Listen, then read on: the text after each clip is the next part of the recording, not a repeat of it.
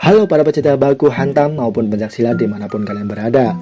Bagaimana kabarnya? Di video kali ini kita akan membahas film pencaksilat di mana film ini diperankan oleh kakak seperguruan saya di Gunung Lawu, yaitu Iko Uwais. Film ini adalah film merantau. Tanpa berlama-lama, langsung saja bersedia, siap, mulai.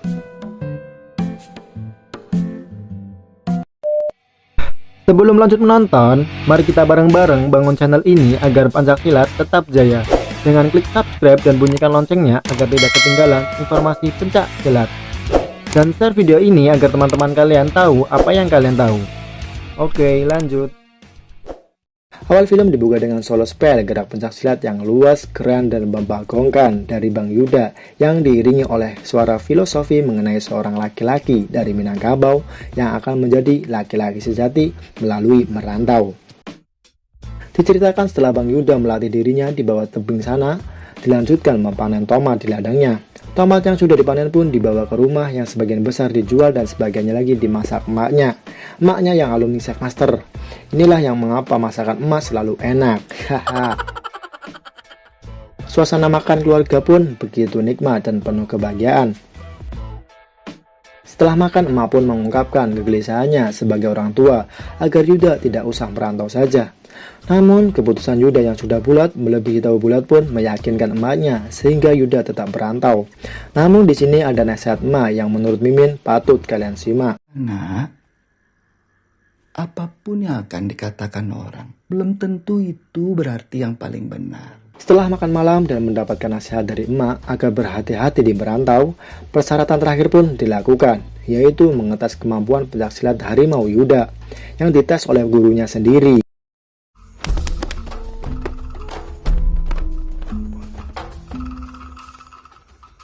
Pertarungan guru dan murid yang apik dan diakhiri pengakuan guru bahwa Yuda akan baik-baik saja di perantauan.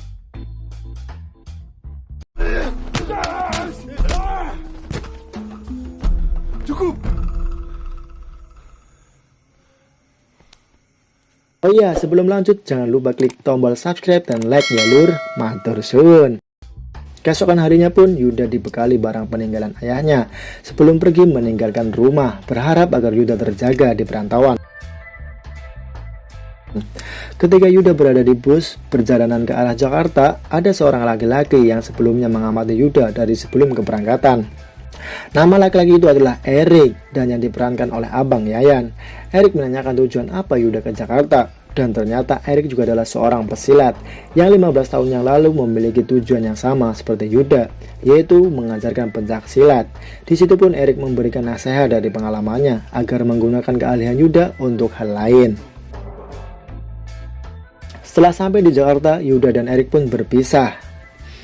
Scene pun berganti malam di saat Yuda mencari alamat yang diberikan kerabatnya di rumah nomor 19. Namun nomor 19 sedang dibongkar. Yuda pun berpikir apakah ini alamat palsu. Akhirnya Yuda menelpon kerabatnya untuk menanyakan kepastian. Namun hal yang tidak terduga pun terjadi lagi, bahwa nomor telepon kerabatnya tidak aktif. Yuda pun galau dan memutuskan untuk tidur di tempat proyek bangunan yang dilihat di samping telepon umum. Sambil mengendap-endap, Yuda pun tidur di dalam pipa gorong-gorong. Pagi harinya dikarenakan Yuda kelaparan, akhirnya makan ke tempat makan. Di sini Yuda bertanya-tanya tentang tempat agar bisa melatih pencaksilat. Namun Aa Burjo di situ tidak tahu tempat seperti itu. Di saat Yuda selesai makan dan akan mengambil dompet untuk membayar makanannya yang seharga Rp6.000, di situ berpapasan dengan pencuri kecil yang sedang mengambil dompet Yuda. Tanpa berpikir lama lagi, bocil itu pun lari dan adegan kejar-kejaran pun terjadi.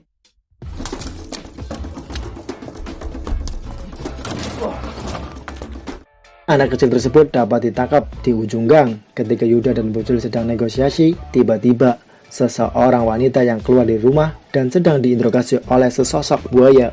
Maksudnya seorang pria. Saya harus tetap periksa.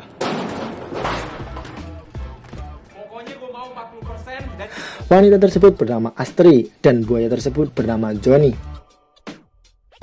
Si pria itu ternyata mewawancarai perempuan dengan tindakan kasar. Yuda yang tidak betah melihat perempuan disakiti pun menghajar Joni sampai mamam tanah.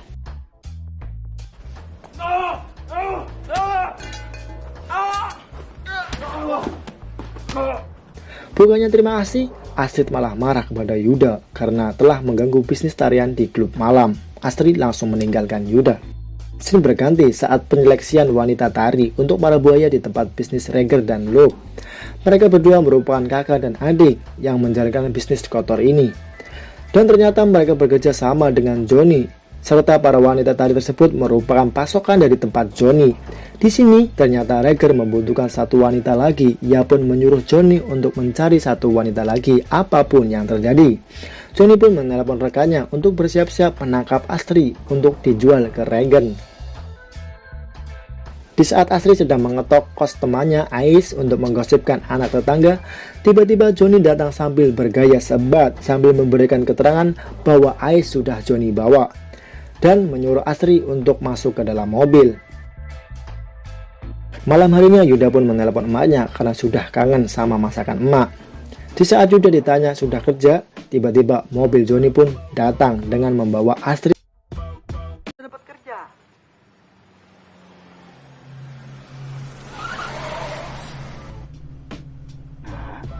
Tidak baik, Ma. Dengan tarikan-tarikan pemaksaan, Astrid pun melawan dengan menendang burung Johnny. Johnny pun membalas dengan menampar Astrid. Yuda yang melihat wanita disakiti lagi pun membantu Astrid dengan melawan 4 anak buah Johnny.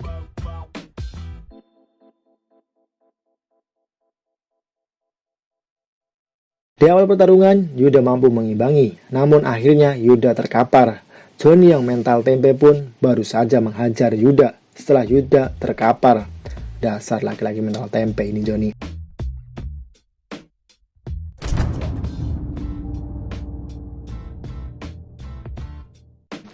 Akhirnya Astrid dibawa ke markas Reger. Setelah menikmati rasa sakitnya, Yuda pun bangun dan mengeluarkan potensi terbesar dari kekuatan pencak silatnya dengan masuk ke dalam sarang Reger dan menghajar para bawahannya.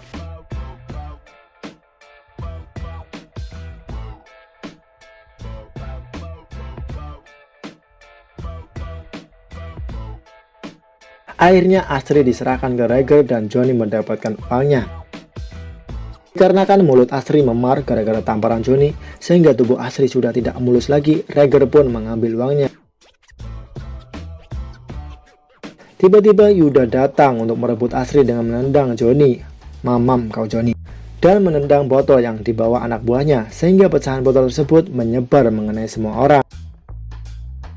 Pada saat itu Yuda dan Astrid melarikan diri.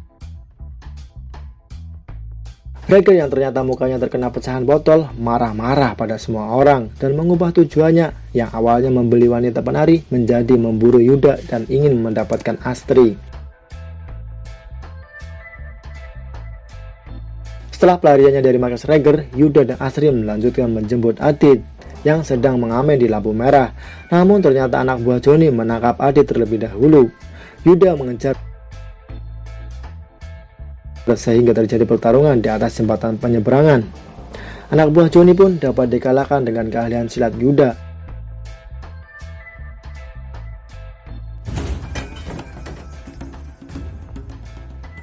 Astrid dan Adit diajak Yuda untuk bermalam di proyek agar tidak dikejar-kejar oleh anak buah Johnny. Di gorong-gorong proyek kita tahu bahwa Astrid dan Adit ditinggal orang tuanya karena kebutuhan ekonomi, sehingga mereka harus hidup seperti itu. Pagi harinya, Astrid, Adit, dan Yuda kembali ke komplek perumahan untuk mengambil uang celengan untuk masa depannya nanti. Namun di rumah Astrid serta sekitarnya sudah banyak anak buah Johnny yang berjaga. Astrid serta Adit bersembunyi di gang, sedangkan Yuda pun perlahan-lahan masuk ke dalam rumah. Setelah Yuda berhasil mengambil celengan dan akeng atau semacam besi, Astrid melanjutkan melarikan diri beberapa langkah. Akhirnya Astrid tertangkap dan dibawa ke markas. Hal tersebut dilihat oleh adiknya.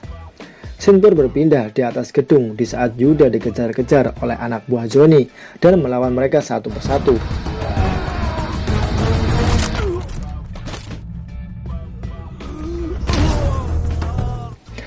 Seluruh lawan Yuda pun satu persatu dapat dikalahkan, dari yang tangan kosong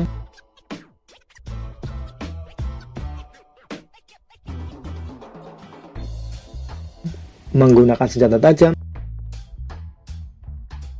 sampai lawannya menggunakan motor king berhasil dikalahkan.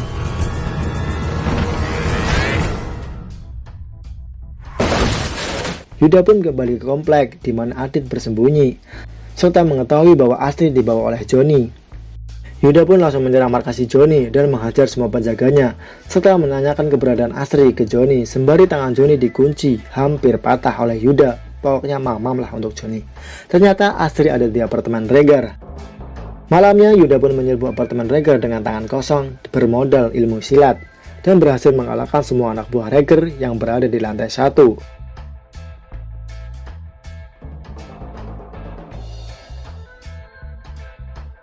Diceritakan Astrid sudah dimantap-mantap oleh Regar yang membuat Astrid sangat frustasi karena mahkotanya dinodai oleh Regar. Beralih ke Yuda yang naik ke apartemen Regar menggunakan lift. Di dalam perjalanan menuju lantai atas ada musuh yang akan masuk ke dalam lift. Ternyata musuh tersebut adalah Erik, teman Yuda di perjalanan ke Jakarta, seorang ahli pencaksilat dari tempat asal Yuda. Di dalam lift pun terdapat perbincangan, di mana Erik pun mengungkapkan bahwa ternyata yang dicari Regar adalah temannya sendiri. Namun dari keprofesionalan Erik sebagai petarung bayaran pun tetap dilaksanakan, sehingga pertarungan dalam lift pun tidak terhindarkan.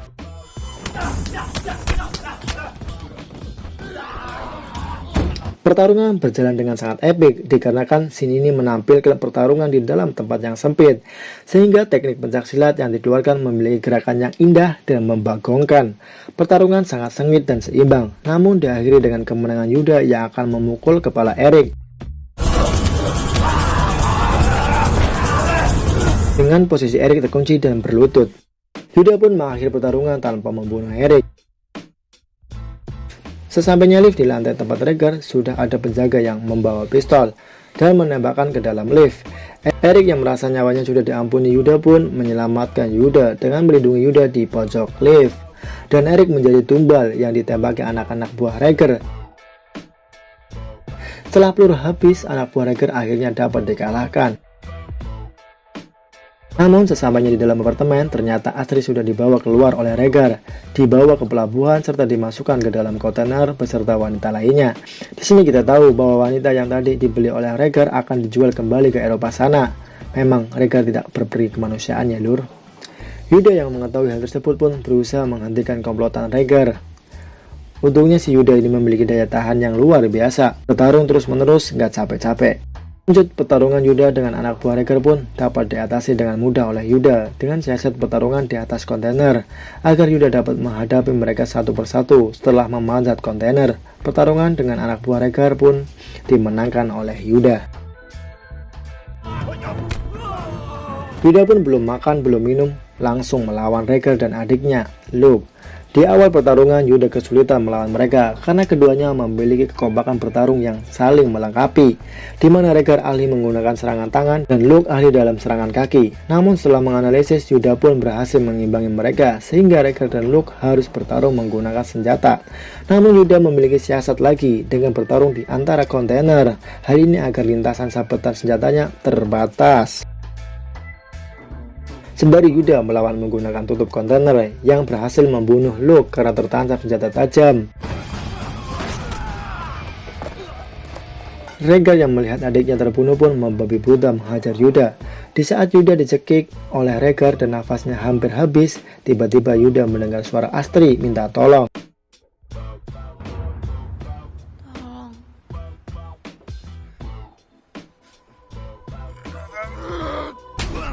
Yang membuat Yuda berbalik menghajar Regar sehingga Regar dikalahkan.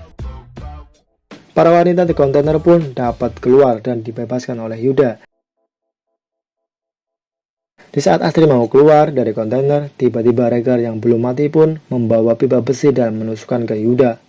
Yuda langsung membalas dengan mematahkan kepala Regar dengan tendangan. Yuda yang sudah bersimbah darah pun berwasiat kepada Astrid untuk membawa barang peninggalan ayahnya ke rumah dan menceritakan apa yang terjadi.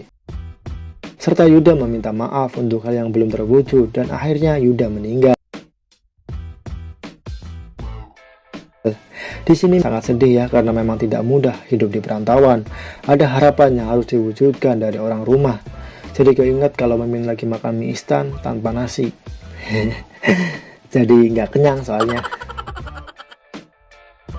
Beberapa hari pun sudah berlalu, Sin pun berpindah ke tempat tinggal Yuda, di mana Astrid dan Yayan sedang memetik tomat. Adit pun bersiap-siap untuk berangkat sekolah. Namun kesedihan emaknya belum hilang, sehingga membayangkan Adit yang akan berangkat sekolah seperti Yuda. Film pun berakhir, ending yang sangat mantap. Ya kirain film Perantau ini endingnya akan happy ending, ternyata sad ending. Saya tidak menduga bahwa si Bang Yuda ini akhirnya meninggal. Padahalnya keren banget gitu loh. Kenapa harus meninggal? Andainya belum meninggal nih, sangat mantap sekali nih Bang Yuda nih. Panutan lah untuk para pecinta pencak silat. Sebelum selesai jangan lupa klik like dan subscribe, dan jangan lupa seruput kopinya.